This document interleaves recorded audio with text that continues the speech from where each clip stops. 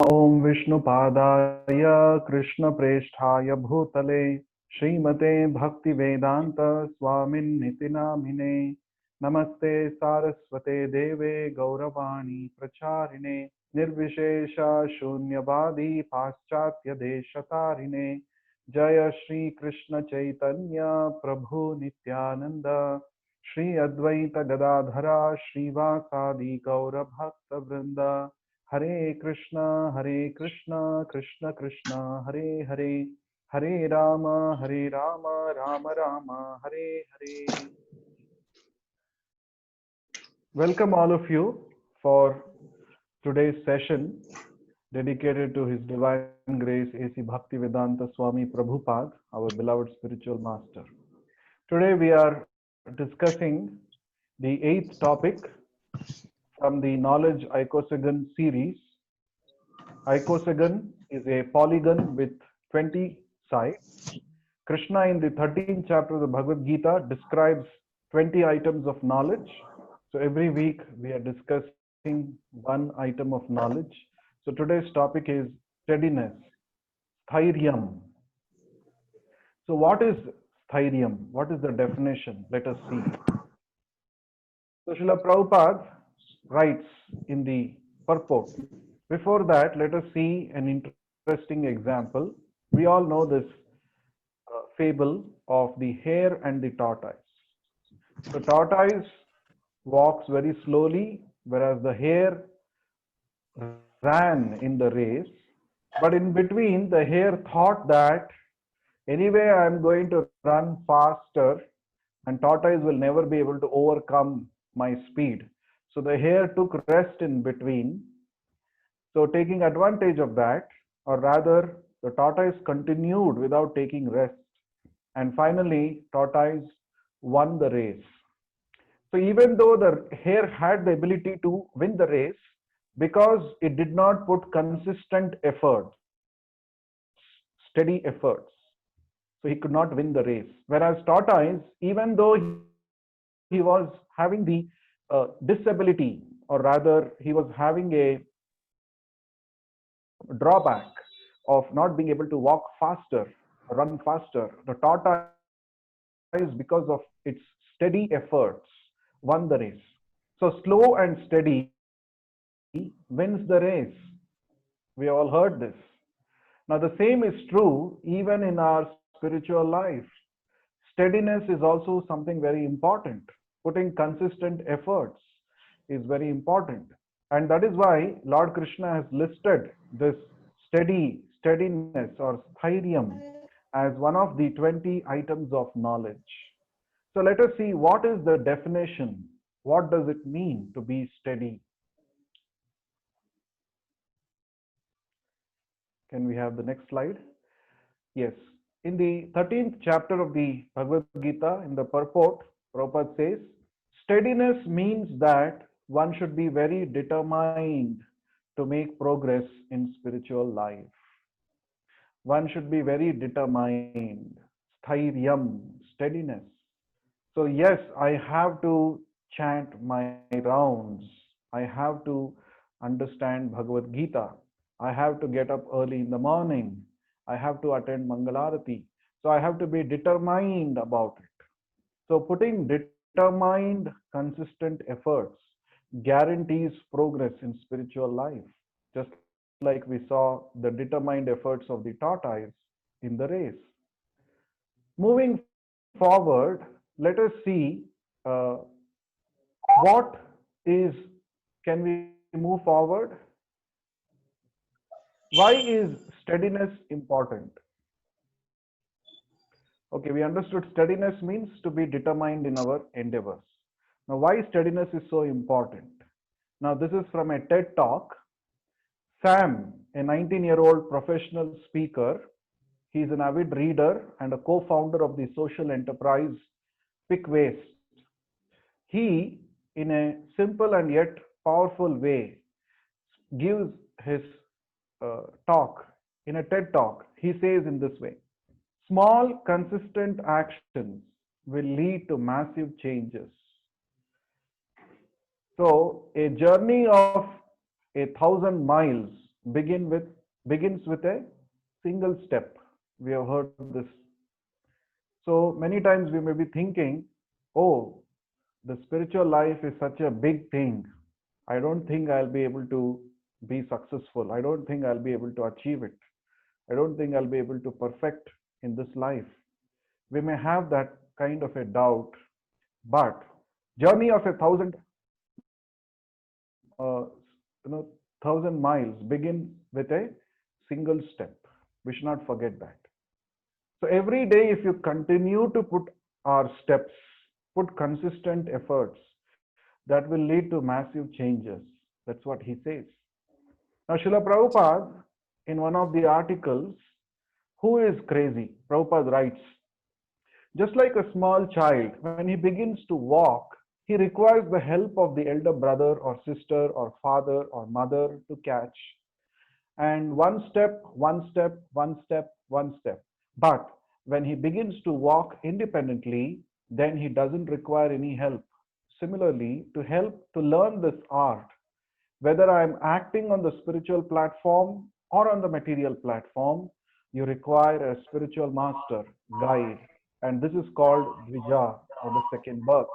When you catch hold of a bona fide spiritual master, just to guide you to act on the spiritual platform, then your second life begins. It is called Dvija. So, Prabhupada is talking about step by step. If you put attempts, we can progress. Everything that matters, every single action that we take actually matters. We are going closer and closer to Krishna, even with a small step, a baby step. It may be as simple as chanting one round of Hare Krishna mantra.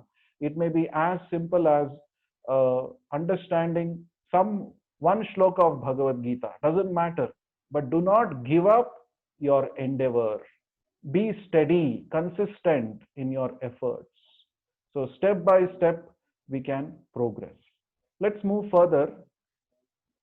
So we understood why this steadiness is required. Now, why do we get unsteady? Let us try to understand. What is the reason for our becoming unsteady? Now, in the Bhagavad Gita, Krishna gives an interesting example. Now, so just like if there is a lamp, the flame keeps becoming unsteady because of the wind. But if there is in a windless place, if you keep the lamp burns steadily, isn't it? So when there is a disturbance externally, we also become unsteady. Now here Krishna explains in the Bhagavad Gita the first reason why we become unsteady in our practice. Krishna says, Yatato hi api yato nischalati manas chaschalam astiram tatastato niyamyaitad atmanyeva vasham nayet. From whatever and wherever the mind wanders due to its flickering and unsteady nature, one must certainly withdraw it and bring it back under the control of the self. Now here Krishna is explaining that it is the nature of the mind to wander there and here. So the first reason for our unsteadiness in our spiritual life, the reason for unsteadiness is the nature of the mind. It's the nature of the mind to be flickering. It is the nature of the mind to wander. Nishchalam. Chanchalam. Mind is chanchalam. It is flickering. You must have noticed when you try to chant, when you're trying to chant, your mind definitely goes there and here, isn't it? Because it's the nature of the mind to wander. The mind is compared to a monkey on a tree. The monkey on a tree, it keeps jumping from one branch to another branch. It is never steadily situated, isn't it? So, similarly, the mind also keeps jumping from one thought to another thought, to the next thought, like this. So, it is the nature of the mind. Now, just because it is the nature of the mind, should we just leave it like that? No. Spiritual life means to steady the mind. So Krishna is saying here, from whatever and wherever the mind wanders due to its flickering and unsteady nature, you must certainly bring it back under the control of the self. That is what we do while chanting. Every time your mind goes there and here, very nicely we bring the mind back on the sound vibration. Mind needs a solid platform on which it can rest. And the sound vibration of Hare Krishna mantra provides that solid platform on which the mind can rest. So we are discussing why we become unsteady. So we have discovered the first reason we become unsteady in our spiritual practice because of the nature, the flickering nature of the mind. Let us go further. The next reason, what is the reason for our unsteadiness? Let's go to the next understanding. Sometimes it seems boring. Our practice seems boring. Oh, we know, same old chanting we have been doing, same old Bhagavad Gita we are hearing, and in every session Prabhu says the same thing. We have to chant Hare Krishna mantra. So it sort of becomes a predictable thing. Oh, I know what it is. Familiarity. That also leads to unsteadiness. So let us read this letter that Srila Prabhupada wrote to one of his disciples. So Prabhupada says, of course, we are not ever very much anxious to repeat the same activity many times. That is the nature of the living entity, that he seeks to enjoy varieties of flavors. But mature understanding of activity means to take it as our occupational duty. That is to say, suppose I am established as good carpenter, then it will be foolish if after some time I am thinking, oh, I have done this cutting of wood so many times, now it is becoming boring and uninteresting, therefore let me become a doctor. No, that is not recommended by Krishna. Neither it is common sense. Occupational duty means to stick with one type of occupation which is just suitable for me, considering that it is my duty. Therefore, I am throughout my life obligated to perform it to the best of my ability. This is mature understanding of occupation. That means I must not leave it even for so-called good cause. Just like Arjuna wanted to stop his fighting activity just to avoid killing so many of his kinsmen, cousin brothers, and other friends. So very interesting point that Prabhupada is telling here is, if we consider our activity to be our occupational duty, then we are obliged to do it. We are obligated to do it. Prabhupada is saying a carpenter cannot think that, oh, from so many years I've been cutting woods, let me change my profession. No, he is a carpenter. He's supposed to do that carpentry work. In fact, day by day, he's supposed to become expert in his carpentry. Rather than thinking that it is boring, he has to become more and more efficient and effective in his work, isn't it? In the same way, while we are practicing Krishna consciousness, we have to understand that this is my constitutional duty to chant the holy names of the Lord, to serve Krishna. Devotional service is my constitutional duty, and day by day I have to learn to become better and better in serving Krishna. So this is one important thing. So why we become unsteady? Because it seems boring. It seems boring when we have not sufficiently heard about the importance of devotional service. That is why Shravanam, hearing, is so important. On a daily basis, we have to hear about the importance of devotional service. Then it won't become boring. Then every day we will have a renewed enthusiasm to perform devotional activities. Let's go to the next slide. So what is the next reason? Why do we become unsteady? So one is we become unsteady. The number one reason was the mind. It's the nature of the mind that we become flickery. Mind is flickering. Second reason is it seems boring. And as I said, third reason is if we have not sufficiently heard about the importance of Krishna consciousness. If Shravanam has not happened on a daily basis, then very easily we get carried away and we lose our steadiness. So now, coming back to this main important thing, how to achieve steadiness in Krishna consciousness. So Krishna is recommending that we have to become steady.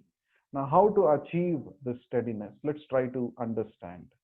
There are some important points here. 5 important points I would like to discuss.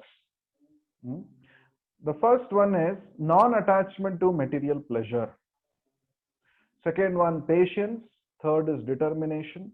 Fourth is accepting things which are favorable. And fifth is rejecting things which are unfavorable. Let us try to understand each one of them in some detail. Now, Krishna in the Bhagavad Gita says, Bhogaishwarya prasaktanam tayapahrita chetasam vyavasayatmika buddhihi samadho na vidhiyate. In the minds of those who are too much attached to material pleasures, the resolute determination to practice Krishna consciousness does not come about. So this bhoga or attachment to material pleasure is the biggest obstacle for an aspiring spiritualist. When we become attached to this material pleasure or sense enjoyment, then what happens is it becomes reinforced in our understanding that I am the body and I need to give top priority to the bodily wants. Of course, body has to be taken care, as we have previously discussed. Body needs a certain amount of rest. Body needs a certain amount of food. Yes, we have to take care of the bodily needs, but overdoing it, overindulging in sense enjoyment definitely leads to an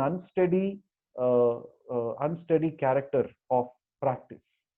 When we become over attached to something material, then automatically our interest, our enthusiasm to practice spiritual life deteriorates. It comes down.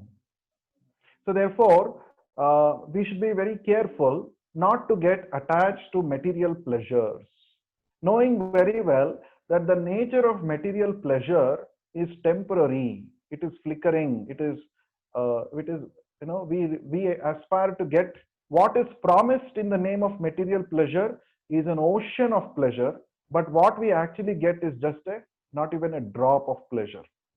So it is a cheating business, material pleasure. So therefore, knowing very well, a devotee or an aspirant of spiritual life should not fall victim to this promises of material pleasure. Instead, a devotee should learn to take pleasure in what pleases Guru and Krishna.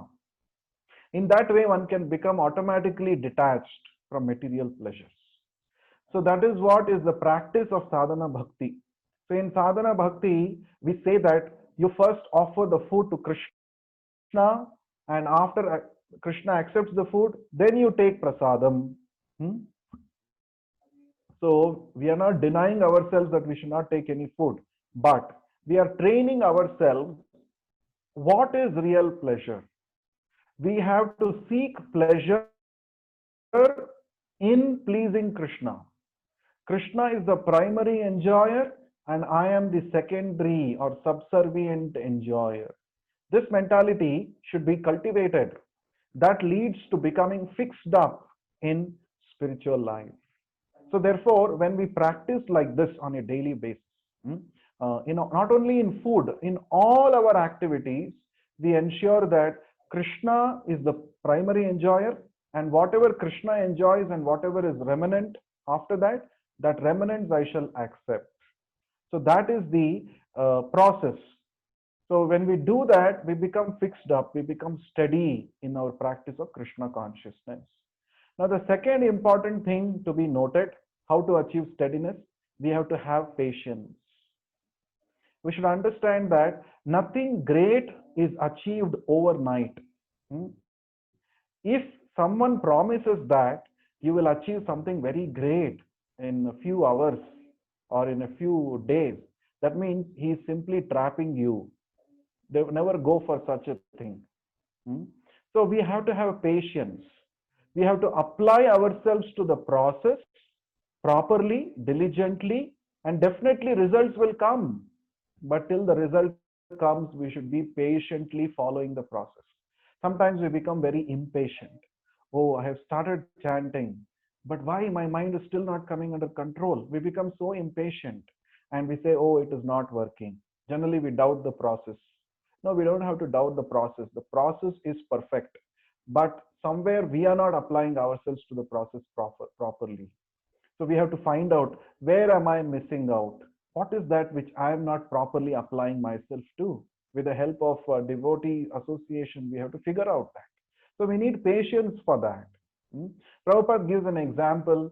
If a husband and a wife, if a man and a woman, they marry and next day only they want a child, is it possible? No.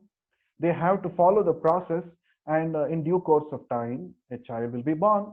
That means even to achieve something materially, patience is very much required. In the same way, to achieve Krishna consciousness, also one has to remember that dhairya, patience, is very much required. Hmm? And patience can be cultivated by studying the lives of great devotees. If you study the biography of Srila Prabhupada, you will understand, actually Prabhupada, we say that Prabhupada has done a miracle by going to the West and making the Westerners as Krishna conscious devotees. Definitely by his influence, it is a miracle. But it was not an easy journey for Prabhupada. Because Prabhupada is in the material world, he is teaching us by his own example that even though so many hardships come, still you have to remain patient. You must have faith in the Lord. So Prabhupada started from India, and somehow he managed to get a sponsorship in a cargo ship. And during the travel, he suffered two massive heart attacks. So he did not say, so many people were saying, oh, you are an old man, please go back to India. But he said, no, Krishna has brought me till here. That means he has a plan for me. He was patient because he was able to maintain this patience because he had so much faith on the Lord. This faith on the Lord can help us to remain patient. Hmm?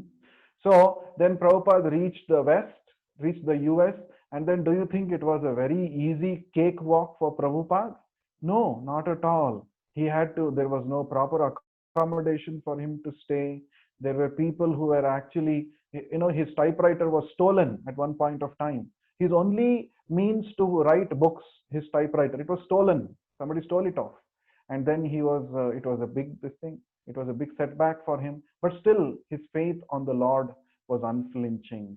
And because he was he was such firmly fixed in Krishna consciousness, nothing could disturb him. So he was patiently waiting. Definitely Krishna has a plan for me. He has brought me till here. Definitely he has a plan for me. So this patience we have to cultivate. Then we can become steady. Third one is determination. Now determination means what? No matter what, I will continue to do. I will continue to put my efforts. Uh, we have this example of Prabhupada gives the example of a mother bird, a mother sparrow once laid eggs on the ocean beach, and the waves of the ocean carried away all the eggs, sorry. And then the mother sparrow was not ready to give up. So what the mother sparrow did, it decided that I will empty this ocean. So with its tiny beak, it started collecting water from the ocean, slowly drop by drop, and emptying it elsewhere. Do you think it's possible? It's practical? But look at the determination of this mother sparrow. Meanwhile, the news reached the king of the birds, Garuda Deva. So Garuda came to see what this mother sparrow is doing, because Garuda is the king of birds. So he is concerned about all the birds. So when he saw this mother sparrow is so determined to regain its eggs from the ocean, Garuda Dev offered to help the mother sparrow. At once, Garuda Dev came and ordered the ocean, return this eggs to this sparrow.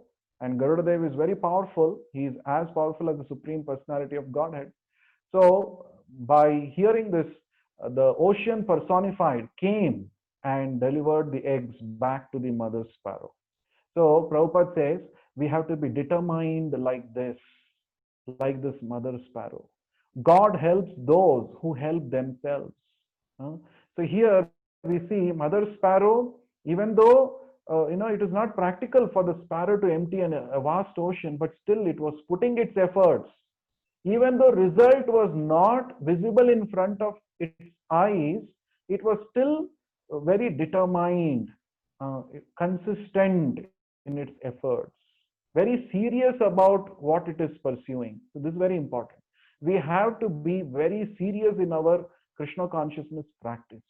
No matter what setbacks come, no matter what challenges come, I will do it. We have to have this kind of a determination. Nishchaya, it is called Nishchaya, full determination. Then you see, Krishna will give you intelligence. Krishna will help you to make further progress. This is Krishna's promise in the Bhagavad Gita. So Krishna has said that to those who are determined and who are engaged in my devotional service, to them I give the intelligence by which they can come closer to me. So if we nicely do our sadhana, our chanting Hare Krishna mantra, reading Bhagavad Gita, Prabhupada books, and listening, hearing to the association of Srila Prabhupada lectures, to devotees association, and steadily make progress in just following these regulative principles with determination, even though there is a momentary setback, temporary setback, if we are determined, then Krishna will help us. We should be rest assured that Krishna will definitely help us. Now the fourth thing is accept things which are favorable, and fifthly, reject things which are unfavorable. These two are very important. When we are trying to make progress in a particular path, not only in Krishna consciousness, even in any material endeavor, we have to recognize what are the opportunities and what are the threats. Opportunities and threats. You encash upon your opportunities and reject those which cause obstacles in your progress. That is very important. Anukulyasya sankalpaha pratikulyasya varjanam, it is called. Accepting things which are favorable and rejecting things which are unfavorable. Now, for example, for us to make progress in Krishna consciousness, what are all favorable? We have to make a list. The list will may differ from person to person based on his situation, based on his position. Let's say now you are working in a company, and let's say there is an opportunity where your colleagues are little open to understanding Krishna consciousness, or they are open to know more about Bhagavad Gita. So it's a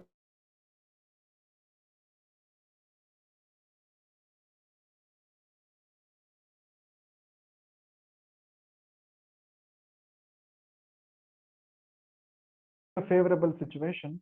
So immediately consciousness to my colleagues, I will gather everybody. If they are favorable, I will make them chant one round of Hare Krishna mantra. I'm just giving an example. So it is a favorable opportunity. Accept it. Or let's say you have an opportunity to call your neighbors at home and do some sankirtan. Yes, do it. It's a favorable opportunity to make progress in Krishna consciousness. Or call your neighbors and distribute some prasadam to them. If they're favorable, distribute Prabhupada books to them. So it's a favorable circumstance. Accept it. Now, rejecting unfavorable situations. Yes, when there are favorable things, this material world is a world of duality. When there are favorable things, there are unfavorable things also, side by side. So reject non-devotee association. Asat sanga tyago. This is the first and the foremost thing a devotee must do. Give up the association of materialistic people. Now you may say, first of all, you told that you have to share knowledge of Krishna consciousness with them. And how we will not be able, how to give up their association? Yeah, when we say association means do not follow them. I mean, do not imitate their behavior. Do not share very confidential things with them. This is very important. Association means not simply physical proximity. Association means sharing of thoughts and ideas. So when you see somebody is not a devotee or somebody is too much attached to material things, it is the duty of an aspiring spiritualist to give up the association of such people. But in your day-to-day dealings, in your office work or in your college, it requires that you have to talk to them, you have to have a relationship with them. but only as much as required we may have relationship. Only for that particular work to happen we may have a relationship, but beyond that, it is not advised to actually mix too much with those who are materialistic people. This is Chaitanya Mahaprabhu's instruction. Asat Sanga Tyago e Vaishnava Achar. A Vaishnava should first and foremost give up the association of materialistic people. Hmm. So it is an unfavorable thing, so we have to give it up. Huh? Say, for example, meat eating. Before coming to Krishna consciousness, let's say somebody is a voracious eater of meat. But after coming to Krishna consciousness, we come to know, oh, it is not favorable, it is not proper, it is not recommended for me. Therefore, I have to give it up. It is difficult, it takes time, but we know it is not favorable, so we have to give it up. So, like this, we have to see what is favorable and what is not favorable for my Krishna consciousness, and accordingly accept and reject them. So we have the ability to accept and reject. This ability is already there in the mind. Sankalpa and Vikalpa. Sankalpa Shakti, the power to accept something, and Vikalpa Shakti, the power to reject something. It is very much there with us. We should not forget this. We should not say, oh, situation was like that, I became controlled by the situation. No, we are always more powerful than any situation. This we have to recognize. We have the free will to choose. So otherwise, then the scriptures wouldn't have told us, isn't it, to accept things favorable and reject things unfavorable. So the scriptures are telling us that means it is possible for us to do. But it may be a little difficult, but the difficulty will go away as and when you start increasing your association of devotees. The more you associate with devotees, the more it becomes easy for us to use our Sankalpa Shakti to accept things which are favorable and use our Vikalpa Shakti to reject things which are unfavorable. So by doing these 5 things, simple 5 things, it is possible for us to achieve steadiness in our practice of Krishna consciousness, becoming non-attached to material pleasure, training ourselves to take pleasure only in Krishna conscious activities. Secondly, having patience, following the process diligently. Thirdly, having determination, like the mother sparrow, God helps those who help themselves. And the last 2 things, accepting things which are favorable and rejecting things which are unfavorable. So by doing these things, and definitely all these 3 things, sorry, all these 5 things become easy, as I mentioned, by association of devotees. Actually, it is not possible for us to practice Krishna consciousness um, mm, without association of devotees. It is not possible. So therefore, that is a very important, it's a backbone of spiritual life, association of devotees. So by this association alone, we will be able to implement these 5 things in our life and achieve steadiness in our practice of Krishna consciousness. So in today's session, we have understood what is steadiness, why steadiness is important, why we become unsteady at some point of time, and how to achieve steadiness. We have discussed in detail. So in today's session, that is the eighth item of knowledge described by Lord Krishna in the 13th chapter of the Bhagavad Gita. That is thairyam or steadiness. Now, going forward, let us now chant 3 times Hare Krishna mantra in our sessions. So we will chant, and we will also take up questions if we have time towards the end. So first we'll chant the Panchatattva mantra 1 time. Together we can all chant. Shri Krishna Chaitanya Prabhu Nityananda Shri Advaita Gadadhara Srivasadi Gaura Bhakta Vrinda. We'll chant Hare Krishna mantra 3 times together. Hare Krishna, Krishna Krishna, Hare Hare, Hare Rama, Rama Rama, Hare Hare, Hare Krishna, Krishna Krishna, Hare Hare, Hare Rama, Rama Rama, Hare Hare, Hare Krishna, Krishna Krishna, Hare Hare, Hare Rama, Rama Rama, Hare Hare. Okay. Now, if anyone has a question, you can raise your hand. We will unmute you and you can ask your question. I think we have about 3 to 4 minutes left. So anyone has a question, please raise your hand.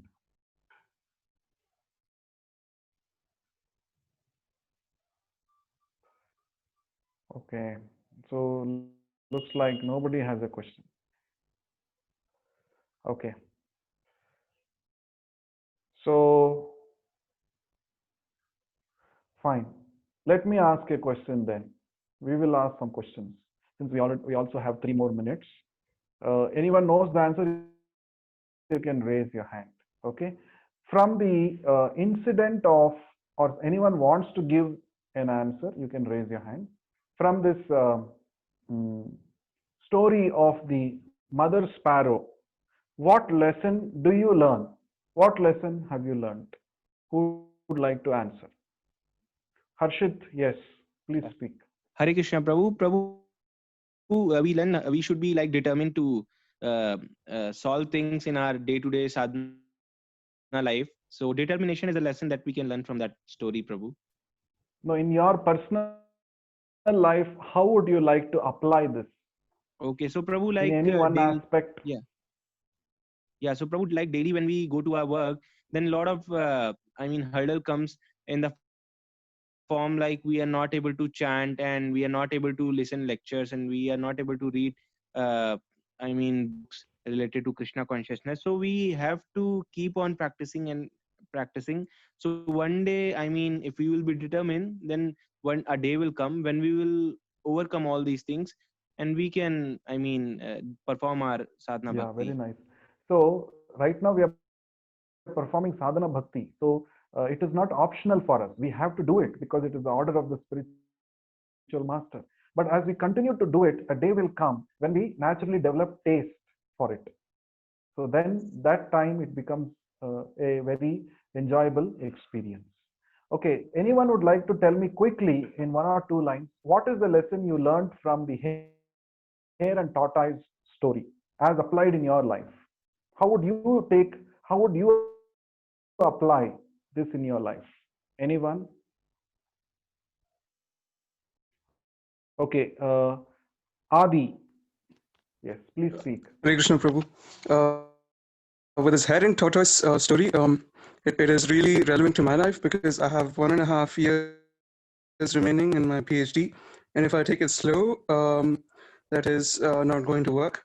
If I think that I can complete things quickly You want to by be the a end of hare or my you want to PhD, be a tortoise? I just want to be synchronized with my A supervisor. combination of both. Not, yeah, exactly. Yes. Like, Yeah, I don't go want to on. be too slow like a tortoise. I don't want to be too fast like a hare and think that I can quickly complete things in the end. I want to be in tune with what my supervisor advises. And in that way, I believe that it can create good results for me. Very nice. Good. So So I have very to nice. be in line with what the guru says. Yes. Very nice. Thank you all for being part of today's session. I hope you all had some good learning experience. We shall meet again with the 9th item of knowledge in the next session, that is next week. Thank you very much. Hare Krishna. Hare Krishna Prabhu. Hare Krishna. Hare Krishna Hare Prabhu. Krishna, bro. Hare Krishna. Hare Krishna Prabhu.